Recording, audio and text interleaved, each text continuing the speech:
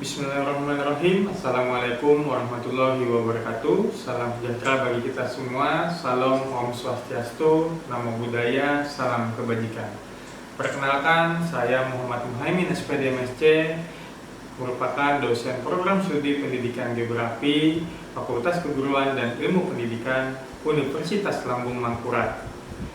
Saya memberikan pernyataan diri dosen dalam unjuk kerja Tridharma Perguruan Tinggi atau PDD UK TPT dalam bidang pengajaran. Mata kuliah yang akan saya buat dalam bentuk video merupakan mata kuliah penginderaan jauh terapan. Sistem pembelajaran berdasarkan DIA, yaitu Delivery, Interaction, dan Assessment. Pada saat proses pembelajaran, delivery merupakan penyampaian materi yang akan saya sampaikan. Kemudian akan dilaksanakan interaksi, yaitu diskusi antara dosen dengan mahasiswa. Yang ketiga, saya akan melaksanakan assessment, yaitu penilaian hasil kerja mahasiswa. Deskripsi mata kuliah penginderaan jauh terapan. Mata kuliah ini merupakan mata kuliah wajib dengan 2 SKS dengan kode AKBK 3402. Kemudian mata kuliah ini membahas tentang pemanfaatan teknologi penginderaan jauh untuk mengatasi berbagai macam permasalahan geospek. Selanjutnya, nanti di satu video saya akan melaksanakan pertemuan ke-13 yang membahas mengenai penginderaan jauh terapan untuk terma. Capaian pembelajaran pada mata kuliah ini, yang pertama, CPMK 1 merancang penginderaan jauh terapan untuk tutupan lahan, analisis penggunaan lahan, sumber daya alam, dan pertanian, serta kehutanan. CPMK yang kedua, merancang penginderaan jauh terapan untuk bencana dan pemukiman. CPMK yang ketiga, merancang penginderaan jauh terapan untuk ekonomi dan transportasi. Perkuliahan dilakukan secara luring sebanyak 14 kali pembelajaran dan 2 kali ujian, yaitu ujian tengah semester dan ujian akhir semester. Adapun pendekatan pembelajaran dengan case-based method serta project-based learning. Sistem penilaian yang terdiri dari yang pertama kehadiran minimal 80%, yang kedua tugas proyek, yang ketiga tugas presentasi, yang keempat kuis, selanjutnya ada ujian tengah semester dan juga ujian akhir semester. Semoga dengan video ini dapat memberikan suatu gambaran tentang diri saya. Terima kasih. Wassalamualaikum warahmatullahi wabarakatuh. Waalaikumsalam warahmatullahi wabarakatuh. Oke, selamat siang semuanya. Siang, Pak. Oke, baik, terima kasih. Pada hari ini kita akan belajar kembali ya di pertemuan ke-13 tentang penginderaan jauh terapan. Kita akan membahas materi tentang penginderaan jauh terapan untuk terma inframerah sensor, seperti itu. Sebelum kita memulai perkuliahan hari ini, alangkah baiknya kita berdoa terlebih dahulu. Hari ini tanggal 9 ya, berarti nomor urut 9 sesuai dengan presensi. Muhammad Yafis, silakan untuk pimpin doa. Baik, sebelum mulai belajar hari ini, marilah kita buka pertanyaan masing-masing. Berdoa mulai.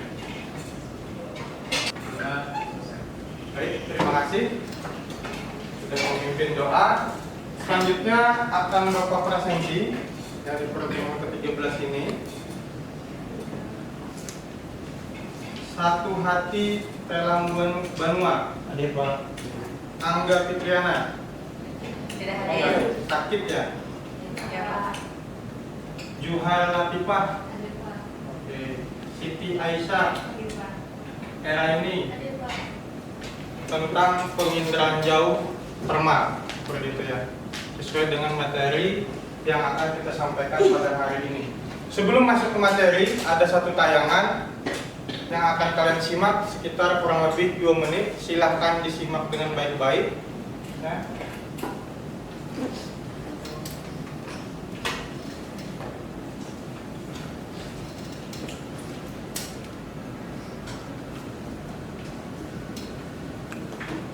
Kami mempersilakan Suaranya terdengar jelas? Silakan disimak baik-baik.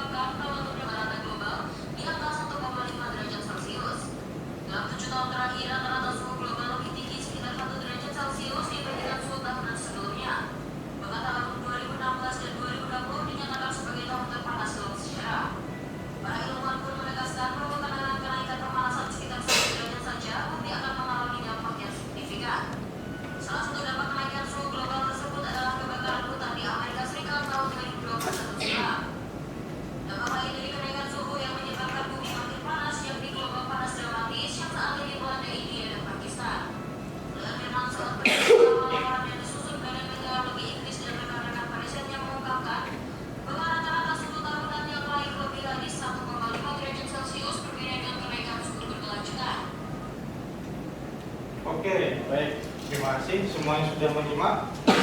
Kira-kira ada yang bisa memberikan pernyataan dari video yang selama 2 menit ini? Silakan. Ada yang mau mengangkat tangan? Silakan. Dari video tadi kira-kira terjadi apa? Terjadi pemanasan global. Oke, tadi perempuan, sekarang laki-laki lagi. Apa lagi? Pemanasan global di mana? Di dunia. Oke. Kalau kita lihat dari video selama 2 menit tadi, terjadi peningkatan suhu permukaan bumi ya secara global. Berarti secara menyeluruh terjadi peningkatan suhu permukaan bumi. Nah, sekarang Bapak ada alat ya di dalam satu box. Ini kira-kira apa ya ini ya? Kan masih di dalam box ya. Ada yang bisa nebak nggak? Ya kalau belum dibuka berarti belum bisa kita lihat. Belum. 1, 2, 3 ya. Apa ini? Termometer. Ya kita kan udah pernah melewati masa COVID ya kan, pasti kenal dengan alat ini yang disebut dengan termometer. Ya. Fungsinya untuk apa? Mengukur suhu ya. Nah, tapi ini tidak hanya mengukur suhu tubuh saja, tapi juga bisa mengukur suhu objek ya. Entah itu objeknya nanti bangunan, vegetasi dan sebagainya. Seperti itu. Canggih nggak alat ini? Canggih. Kalau kita kembalikan ke video tadi, suhu permukaan bumi. Seandainya ya, kita berandai-andai. Ini ada 38 orang di dalam kelas ini. Bapak kasih satu-satu alat ini. Mau nggak? Mau ya? Alat gratis ya. Kalian challenge ya, berarti ini challenge-nya adalah kalian lapangan mengukur suhu objek yang ada di permukaan di kota Banjarmasin ya dalam waktu 1 jam ya versus Bapak. Berarti challenge-nya seperti lomba. Selesai dalam waktu berapa lama? Kasih ini satu-satu ya kan, baru sampelnya 1. Tak kasih 1 lagi, kalian suruh lapangan nembak vegetasi, naik pohon, naik ke atap sana. Selesai dalam berapa lama? 1 minggu. Selesai enggak? Enggak. 2 minggu? Enggak selesai. Bapak cukup sendiri ya kan, challenge-nya dapat misalkan hadiah, butuh waktu panjang. Nah, berarti alat ini canggih. Berarti ada lagi yang masih super canggih. Mau tahu? Mau tahu apa mau tahu banget? Berarti alat ini kita simpan dulu. Berarti kita ke alat yang lebih super canggih. Ya. Bagaimana bisa mendeteksi, menganalisis dan mengukur suhu permukaan bumi dalam waktu yang relatif singkat dan efektif. Seperti itu ya. Nah, maka dari itu pembelajaran hari ini membahas tentang tema itu. Tadi kalau di awal tadi ada peningkatan suhu permukaan bumi ya ada 2 derajat Celcius peningkatan. Tapi dengan kecanggihan teknologi sekarang, dengan menggunakan data remote sensing atau penginderaan jauh, kalian bisa memanfaatkan itu untuk memperoleh suhu, data suhu atau nilai termal. Oke, nah ini pembelajaran kita pada hari ini, termal infrared sensor atau sensor inframerah termal, seperti itu ya. Nah, ini disupport by PLM, NASA, dan SGS. Nah, jadi bagaimana cara kita mengestimasi? Nah, ini topik kita pada hari ini, bagaimana mengestimasi temperatur permukaan dari data termal. Tujuan pembelajaran hari ini kita, yang pertama mengidentifikasi proses konversi nilai piksel citra ke nilai temperatur permukaan. Kalau sekarang di sini ada lensa 8 dan juga lensa 9. Nah, band TIRS atau band sensornya TIRS termal itu terdapat pada band 10 dan juga band 11 ya, atau TIRS 1 dan TIRS 2. Nah, bagi kalian yang sudah pernah di latihan-latihan sebelumnya itu mendownload citra lenset, itu terdapat yang namanya band 10 atau saluran 10, kemudian band 11 dan juga atau TIRS 1, TIRS 2. Nah, ini fungsinya adalah untuk memindai kondisi suhu atau termal. Nah, ini termal. Ya, seperti itu. Nah, sensor ini di sini. Sensor ini memiliki resolusi spasial 100 meter dan liputan medannya 190 km. Jadi di dalam satu piksel, citra lensa 8, 7 dan sebagainya itu memiliki resolusi spasial ya, satu pikselnya, pixel of elemennya itu 100 kali 100 meter. Ya. Kalau di lensa 8, lensa 9 itu sudah 30 meter kali 30 meter. Kemudian liputan medan dalam satu scene citra lensa itu luasannya adalah 190 km kali 190 km. Jadi itu memakan waktu yang sangat lama. Tapi dengan citra lensa udah paling luas, waktunya juga kurang daripada 1 jam. Kalian sudah dapat mendapatkan hasil berupa lens surface temperatur seperti itu. Sensor ini merekam data spektral pada kuantisasi 12 bit. 12 bit itu adalah 2 pangkat 12 bit. 12 bit itu sama dengan 2 pangkat 12. Ini yang menunjukkan perona kecerahan ya. Semakin nilainya semakin mendekati 0, dia semakin gelap. Tetapi semakin ke arah nilai semakin besar, itu menunjukkan kondisi semakin cerah perona. Bapak akan selanjutnya akan menjelaskan terkait dengan panjang gelombang tadi. Ya, wilayah gelombang elektromagnetik dan jendela atmosfer. Nah, ini di minggu lalu kita sudah membahas tentang panjang gelombang visible. Panjang gelombang visible itu adalah panjang gelombang mata manusia, red, green, dan blue. Ya, jadi panjang gelombangnya dari 0,4 sampai 0,7. Jadi mata manusia itu hanya berada di posisi itu. Tidak ada kan yang bisa lihat kondisi suhu tubuhnya berapa. Nah, itu enggak normal namanya.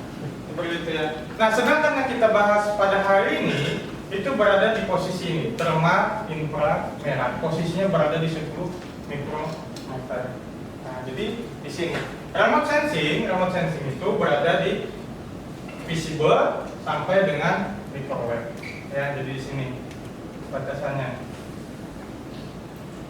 Nah, itu yang dimaksud dengan jendela atmosfer merupakan wilayah spektrum panjang gelombang yang dapat dimanfaatkan untuk penginderaan jauh. Nah, jadi batasannya dari visible sampai dengan microwave. Nah, kalau microwave ini adalah untuk radar, sedangkan termal inframerah itu untuk suhu, kemudian middle infrared, kemudian near inframerah, kemudian juga visible. Nah, itu adalah panjang gelombang nanti yang ke multi spektral.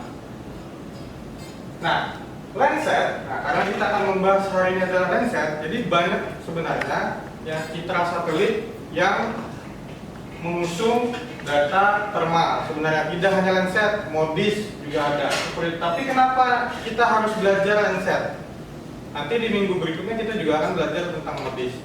Nah, di minggu ke-13 ini kita akan belajar dulu tentang Landsat. Seperti itu. Nanti ada di bagian akhir keunggulannya. Seperti itu.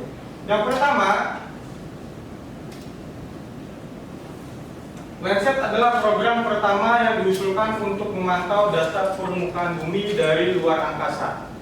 Ya, jadi ini program kemudian didukung oleh program atmosfer yang sukses, yaitu Landsat pertama yang diluncurkan 23 Juli 1972. Bayangkan, Landsat itu sudah diluncurkan 1972. Bapak saja belum lahir. Berarti sudah memonitoring permukaan bumi, luar biasa. Awalnya bukan disebut dengan Citra Landsat, tetapi disebut dengan Earth Resource Technology Satellite.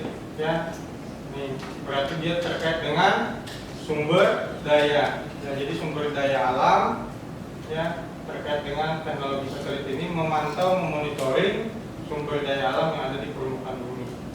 Kemudian pemetaan multispektral inframerah dekat. Awalnya hanya ada inframerah dekat, jadi multispektralnya visible, kemudian juga inframerah. Kemudian Landsat 3 diluncurkan 5 Maret 1978, termasuk satu saluran termal pada panjang gelombang 10 sampai dengan 12 mikrometer. Mikrometer itu ini tandanya ya. Ini mikro, yang ini meter. LBCM menyediakan kontinuitas, jadi terus berlanjut seperti yang data dengan Landsat sebelumnya. Nah, di sini ada operational land imagery atau disingkat dengan OLI, kemudian thermal, infrared sensor, TIS. Ya. Nah, ini adalah yang multispektralnya, ya, dari band visible, red, green, blue, dan near. Sedangkan yang thermal infrared terdapat 2 sensor tadi, band 10 dan juga band 11. Kemudian penilaian, pemantauan, dan pemulihan bahaya vulkanik. Memang di Kalimantan tidak ada gunung berapi, tapi dengan citra satelit, walaupun kita berada posisinya di Banjarmasin, yang notabene tidak ada gunung vulkanik, kita bisa memantau gunung vulkanik yang ada di Jawa, di Sumatera, seperti itu. Bisa dipantau, karena kita bisa mengakses data Landsat ini dimanapun, kapanpun, seperti itu. Ya, misal Semeru erupsi, kita download citranya yang sesuai dengan tanggal erupsi tadi, maka kita lihat, bisa kita amati dengan monitoring suhunya tadi. Nah, bisa memantau dengan citra thermal tadi, ke arah mana thermal, ke arah mana laharnya tadi mengalir, seperti itu. Atau berapa lebar luasannya, volumetriknya. Nah, kenapa kita menggunakan Landsat dibandingkan dengan Modis? Walaupun nanti di minggu ke depan nanti akan juga dibahas tentang Modis. Ada yang bisa nggak menyampaikan? Oke, silahkan.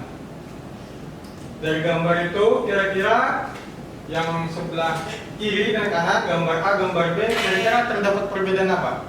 Kalau untuk yang pertama, gambar A itu lebih jelas, Pak. Lebih jelas. Berarti gambar A kita sepakati ya. Gambar A yang ini, gambar B yang ini. Oke, apa? Kalau gambar A itu lebih jelas, jadi kita bisa lihat dari atas itu, Pak, permukimannya mana. Kalau yang di gambar B itu masih bayang-bayang untuk terlihat. Oke. Ada yang lain ingin menambahkan? Silahkan tunjuk laki-lakinya. Tunjuk teman laki-laki, silahkan. Oke, Gajah, silahkan. Kira-kira dari kedua gambar A dan B ini, apa yang dari sudut pandangmu perbedaannya apa? Kalau dari perbandingan itu resolusi dari kedua itu Pak berbeda Pak.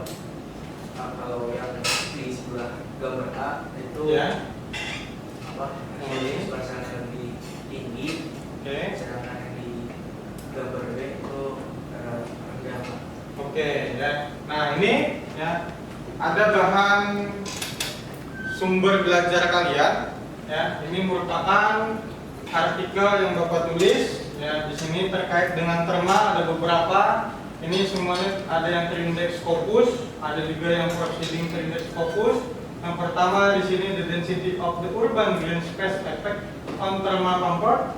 Kemudian Landsat 8 Olympus Imagery Ability for Monitoring Phosphorus Fire Change. Nah, ini yang pertama ini berkaitan dengan kenyamanan termal pada ruang terbuka hijau.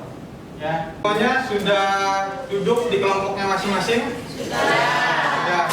Oke, sebelum masuk ke tugas kelompok ini, tadi Bapak sudah memberikan materi. Ada yang ingin ditanyakan nggak terkait dengan materi yang sudah Bapak sampaikan? Silakan. Acungkan tangan, jangan berikut. Siap. Siapa namanya? Suci Ella. Suci Ella. Oke, baik, terima kasih. Silakan. Kira-kira pertanyaan apa? Baik, Bapak ini ingin bertanya tadi seberapa akurat data citra Landsat 8 untuk menjadikan data tadi? Oke, berarti terkait dengan akurasi citra Landsat 8 dalam menyajikan atau menampilkan data atau nilai dari suhu permukaan. Oke, sebelum Bapak jawab nih, tadi dari penjelasan tadi, ada nggak kira-kira yang bisa memberikan jawabannya terlebih dahulu? Oke, silakan. Oh, siap. Siapa namanya? Salam berdiri. Baik, izin perkenalkan, nama saya Reza Mulyasi. Saya ingin menjawab pertanyaan dari Suci. Akurasi data Landsat 8, akurasi data termal yang dihasilkan Landsat 8 itu kualitas data dan pra pemrosesan datanya. Mungkin itu. Oke, baik. Terima kasih, kita beri pos dulu untuk. Ada yang ingin menambahkan dari jawaban Gajah? Silakan. Oh, oke, silakan. Perkenalkan, saya Serazi. Jadi izin menambahkan jawaban dari Gajah. Jadi kualitas data citra yang dimaksud Gajah itu adalah untuk mendukung akurasi termal untuk pengukuran suhu panas objek yang tidak tertutup oleh awan maupun bayangannya. Mungkin seperti itu. Oke, baik, terima kasih. Oke, kita beri close. Luar biasa ya, berkaitan dengan masalah akurasi tadi, berarti keakuratan suatu citra satelit dalam menangkap informasi, terutama tadi nilai termal. Apa sih yang menjadi akurasi tadi menjadi penyebab faktor utamanya? Pertama tadi bagaimana kita memproses citra satelit itu. Nah, berarti kita perlu pengetahuan bagaimana mengolah data Landsat tadi, terutama termal, menjadi data sumber data yang akurat. Nah, rumusnya konversi dari radian ke Kelvin. Ini merupakan kondisi kecerahan temperatur. Ini satuan ini merupakan watt, satuan emisivitas seperti itu ya, suhu. Kalau misalkan tidak ada juga, silahkan aja nanti tetap diolah, tapi wilayah objeknya misalkan tidak seutuhnya Kota Banjarmasin, tapi sebagian kecamatan. Jadi nanti silahkan kalau sudah dihasilkan boleh di layout di ArcGIS atau di NV-nya juga bisa ya, silahkan. Oke, silahkan. Oke, assalamualaikum warahmatullahi wabarakatuh. Waalaikumsalam warahmatullahi wabarakatuh. Oke, di sini akan mempresentasikan hasil kerja kelompok kami, yaitu peta Landsat temperatur atau suhu permukaan daratan. Jadi bisa dilihat pada legenda di sini, yang merah itu menunjukkan tinggi derajatnya, yang merah itu panas, terus yang biru itu suhunya rendah. Berapa tadi Celsius? Jadi suhu terendah berkisar 20,60 31 derajat Celcius, terus yang terpanas itu di 38,1345 derajat Celcius. Oke, selanjutnya akan dilanjutkan oleh teman saya. Nah, bagian yang berwarna merah itu Boleh merupakan ditunjukkan Pak ini? Silakan. yang ini tuh pada bagian merah ini terletak di Banjarmasin Tengah. Kenapa berwarna merah? Karena ini menunjukkan bahwasanya di sini tuh panas karena padatnya permukiman dan pembangunan. Selanjutnya akan dijelaskan oleh teman saya. Dan yang selanjutnya itu ada suhu yang terendah di sini ya.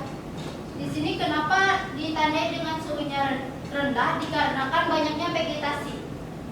Oke, baik, terima kasih. Kita beri plus untuk kelompok di layout sederhana ya. Nah, nanti di laporannya tolong dilengkapi keterangan petanya seperti itu sedemikian rupa agar sesuai dengan standar nasional Indonesia, sesuai dengan penyajian peta. 1, tugas 2, tugas 3 ini sudah kalian laksanakan, tetapi masih perlu perbaikan, yaitu proses layouting petanya perlu diperbaiki sedemikian rupa, legendanya diperbaiki, kemudian juga keterangan-keterangannya, tahun dari citranya juga harus dimasukkan.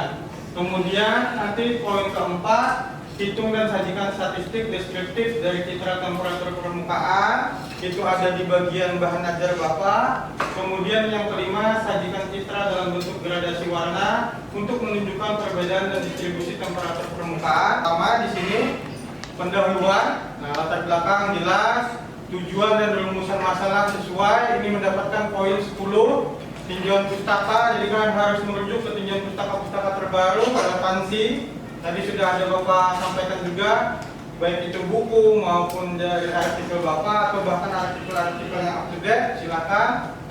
Kemudian di sini poinnya 10, metodologi itu dijelaskan secara rinci, itu mendapatkan poin 15. Kemudian hasil dan analisis yang mendapatkan poin tertinggi sebanyak 25 poin. Itu kalian membahas, jadi ada hasil dari peta yang kalian buat, kemudian kalian analisiskan dengan bagaimana objek permukaan yang ada di sana, apakah vegetasi, kemudian bangunan, seberapa peningkatannya, itu kalian bahas. Kemudian kalian juga rujuk dari berbagai macam artikel, terutama artikel-artikel luar. Kemudian di sini ada diskusi ya, diskusikan. Kemudian ada sesuai dengan format, ini mendapatkan poin 5, referensi. Kemudian ada kreativitas dan inovasi, poinnya 5, dan seluruhnya adalah total skor 100. Jadi ini adalah skor di mana kalian untuk mendapatkan perolehan nilai maksimal seperti itu ya. Jadi silahkan nanti kalian kerja secara berkelompok seperti itu, bagi tugasnya masing-masing. Nah, kerjakan sesuai dengan arahan. Oke, cukup. Mungkin untuk pertemuan hari ini ada yang bisa menyimpulkan, silahkan. Oke, silahkan, baik, silahkan berdiri di depan. Di sini silahkan berdiri.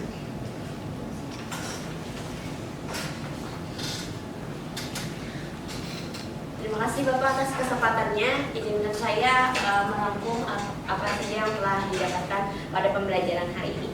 Oke, penginderaan jauh termal merupakan salah satu teknik penting dalam penginderaan jauh terapan yang memanfaatkan radiasi gelombang inframerah termal untuk mendeteksi dan merekam suhu permukaan objek di bumi. Melalui citra termal, informasi suhu dapat dimanfaatkan dalam berbagai bidang seperti pemetaan suhu permukaan tanah, juga perairan. Interpretasi citra termal memerlukan pemahaman mendalam terhadap karakteristik spektral atmosfer dan kondisi permukaan yang mempengaruhi distribusi suhu. Dengan integrasi teknologi dan pemrosesan digital, citra termal menjadi alat yang sangat efektif dalam mendukung analisis spasial dan pengambilan keputusan di berbagai sektor pembangunan dan mitigasi bencana. Mungkin itu saja Bapak yang dapat saya. Oke, baik, terima kasih. Kita beri plus untuk kelompok 2. Oke, good ya, bagus ya, sudah menyimak dengan baik, memberikan kesimpulan. Oke, ya, untuk pertemuan hari ini mungkin kita cukupkan. Nanti kita akan lanjutkan di pertemuan berikutnya. Jangan lupa tugasnya dikerjakan. Terima kasih atas perhatiannya. Salah bila mohon maaf. Wabillahi taufiq. Wassalamualaikum warahmatullahi wabarakatuh.